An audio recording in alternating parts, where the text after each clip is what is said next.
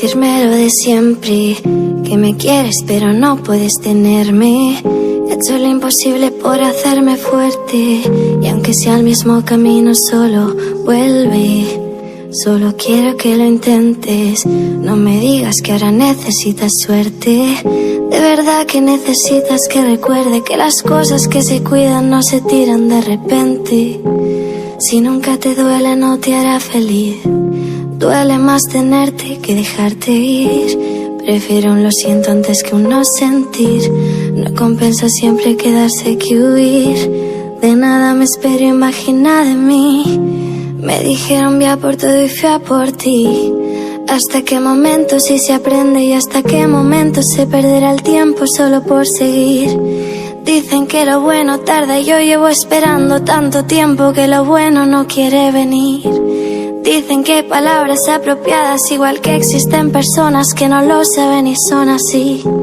Llamamos consejo a cualquier cosa hasta que me di cuenta que hasta quien te quiere te puede mentir. Ya que todo el mundo te aconseja suficiente para que seas lo que quieren pero no feliz.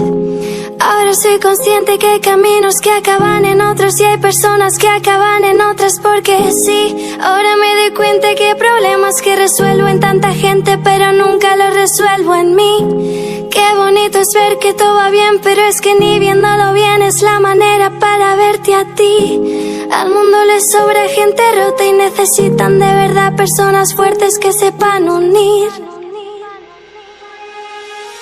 Vuelve a decirme lo de siempre, que me quieres pero no puedes tenerme.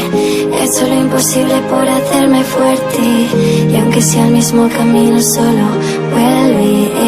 Solo quiero que lo intentes, no me digas que ahora necesitas suerte.